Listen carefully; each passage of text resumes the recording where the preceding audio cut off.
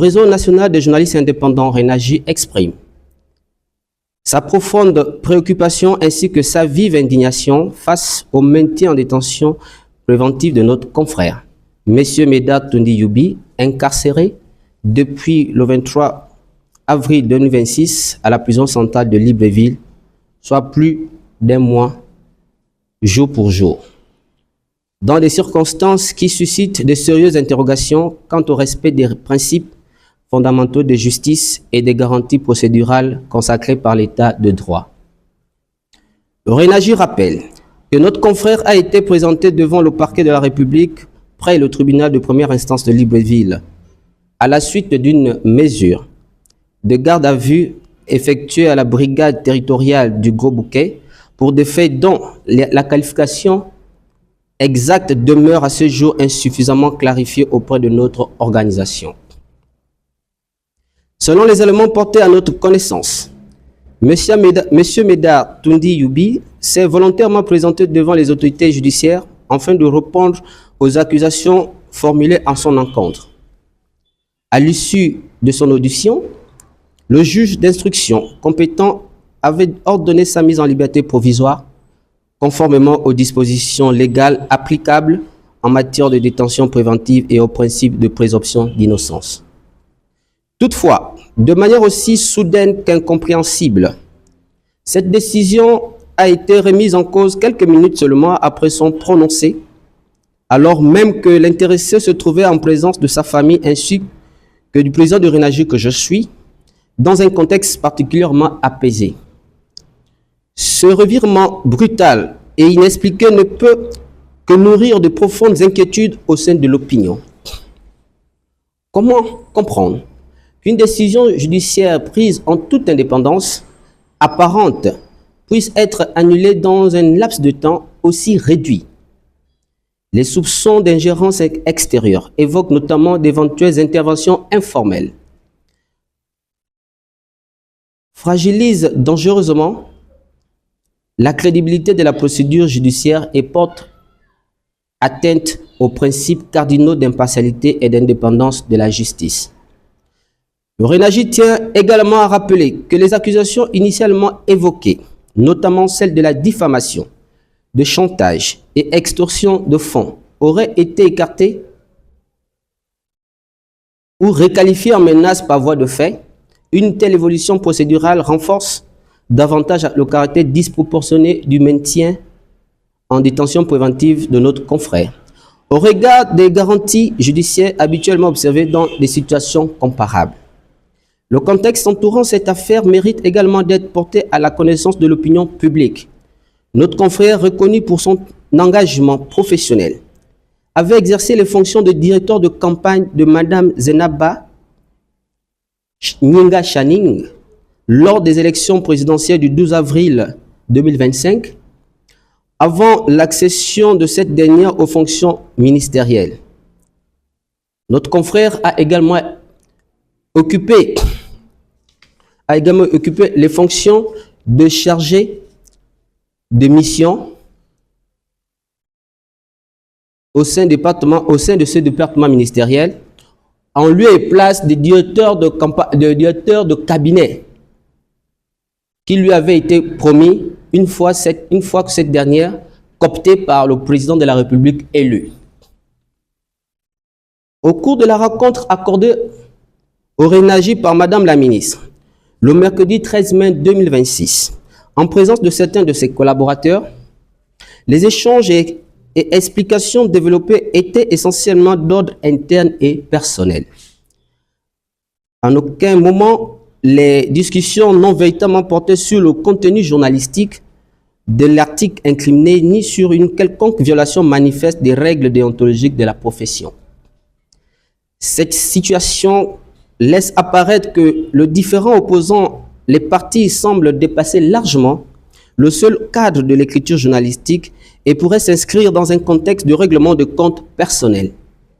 Le RENAJI considère qu'il serait particulièrement regrettable que la presse et l'exercice du métier de journaliste soient instrumentalisés dans le cadre des conflits privés ou de différents politiques internes. Le RENAJI rappelle avec fermeté qu'aucune disposition légale n'interdit à un journaliste ayant précédemment exercé les responsabilités politiques ou de campagne de poursuivre librement ses activités professionnelles dans le respect des lois de la République. Assimiler un travail de journalistique à une hostilité personnelle constituerait une dérive grave, incompatible avec les libertés fondamentales garanties dans un État démocratique. Par ailleurs, le RENAGIR estime que si Madame la ministre considérait avoir subi un préjudice personnel distinct de l'activité journalistique proprement dite, il lui appartenait d'orienter sans plainte sous un autre fondement juridique, sans impliquer directement l'exercice de la presse ni tenter de faire peser sur le travail journalistique les conséquences d'un différend à caractère privé. Il est en effet de notoriété que dans certaines circonstances, celui qui détient une parfaite connaissance des réalités internes d'un système ou d'un environnement politique peut devenir gênant. Toutefois, aucune considération de convenance personnelle ne saurait justifier une procédure judiciaire susceptible d'apparaître comme un acharnement dirigé contre un professionnel des médias.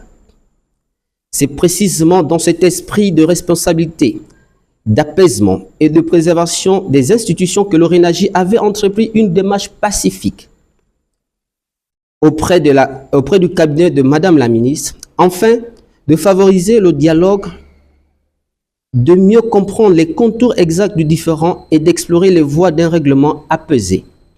Malheureusement, malgré les assurances verbales évoquant une éventuelle prise de contact avec un conseil ou un avocat, aucune suite concrète n'a été réservée à cette démarche depuis cette rencontre il y a 3 semaines aujourd'hui. Face à cette situation, le RENAGIR prend à témoin l'opinion nationale et internationale. Notre organisation dénonce avec la plus grande fermeté toute atteinte à la liberté de la presse ainsi que toute ingérence présumée dans le fonctionnement normal de l'appareil judiciaire. Le RENAGIR exige le strict respect des droits de la défense, la transparence dans le traitement de cette affaire, le respect du principe de présomption d'innocence, ainsi qu'une justice rendue en toute impartialité et indépendance. En conséquence, le RENAGIR demande la mise en liberté immédiate de son membre, M. Medard Tunda Yubi, estimant qu'aucun élément objectivement établi, ni dans les faits reprochés, ni dans l'exercice de son activité professionnelle, ne saurait raisonnablement justifier son maintien prolongé en détention préventive. Le RENAGIR tient également à rappeler qu'en dépit en droit pénal, toute infraction suppose impérativement la réunion de 3 éléments constitutifs: l'élément légal, l'élément matériel et l'élément moral. Si ces éléments devaient être largement caractérisés à l'encontre de notre confrère, il appartient exclusivement à la justice d'en tirer les conséquences dans le strict respect des garanties procédurales et des droits de la défense. Toutefois, si les faits reprochés relevaient véritablement du flagrant délit, le recours à l'ouverture d'une information judiciaire devant un juge d'instruction interroge légitimement, dès lors qu'une procédure de flagrance aurait pu être envisagée conformément au principe directeur de la procédure pénale. Le RENAGIR exprime également sa profonde inquiétude quant à la durée potentiellement indéterminée de cette détention préventive. À ce stade, nul ne peut raisonnablement affirmer si cette information judiciaire sera clôturée dans quelques semaines, dans plusieurs mois ou après une longue période d'instruction. Cette incertitude fait peser de graves menaces sur la vie professionnelle, sociale, morale et même physique de notre confrère. Face à ce flou judiciaire préoccupant, le RENAGIR demande solennellement aux autorités judiciaires compétentes de communiquer officiellement avec clarté et transparence sur les véritables motifs ayant conduit au placement précipité de notre confrère en détention préventive. Dans l'hypothèse où les faits officiellement retenus seraient légalement établis et suffisamment caractérisés, le RENAGI sollicite à tout le moins la mise en liberté provisoire de notre confrère durant le cours de l'information judiciaire, conformément au principe de présomption d'innocence et de proportionnalité des mesures privatives de liberté. En revanche, si les motifs réels de cette détention devraient apparaître imprécis, inavoués ou juridiquement infondés, le RENAGI exige alors la remise en liberté d'office et sans délai de notre confrère, aucune considération ne pouvant légitimer une détention arbitraire dans un état de droit. Le RENAGI rappelle également que cette affaire intervient dans un contexte marqué par plusieurs incidents ayant concerné des professionnels des médias au Gabon, notamment l'enlèvement du journaliste Roland Oluba le 15 janvier 2026, l'arrestation de Harold Leka en octobre 2025 à l'aéroport international de Libreville, celle d'Hervé Simondon en août 2025, ainsi que celle du regretté Brice Ndong en décembre 2025. Pris isolement, chacun de ces événements appelle à un examen rigoureux.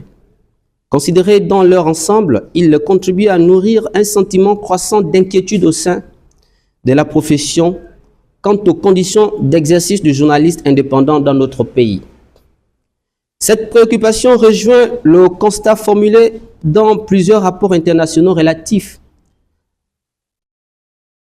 à la liberté de la presse et à la liberté d'expression, lesquels soulignent la progression de l'autocensure dans de nombreux pays sous l'effet combiné de pression judiciaire, des intimidations et de la fragilisation économique des médias. Comme je le déclare si souvent, je cite, « La liberté de la presse n'est pas négociable. Lorsqu'un journaliste est inquiété pour avoir exercé son métier avec rigueur et responsabilité, c'est l'ensemble de la profession qui est interpellé, mais aussi l'état de droit qui est mis à l'épreuve. Notre engagement est clair.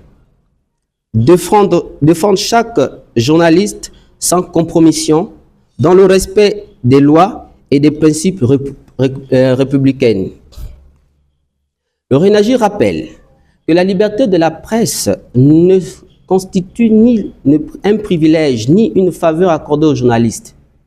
Elle représente l'un des piliers fondamentaux de toute démocratie moderne. Elle garantit le droit des citoyens à une information libre, pluraliste et indépendante, favorise la transparence de l'action publique et contribue au renforcement de l'état de droit.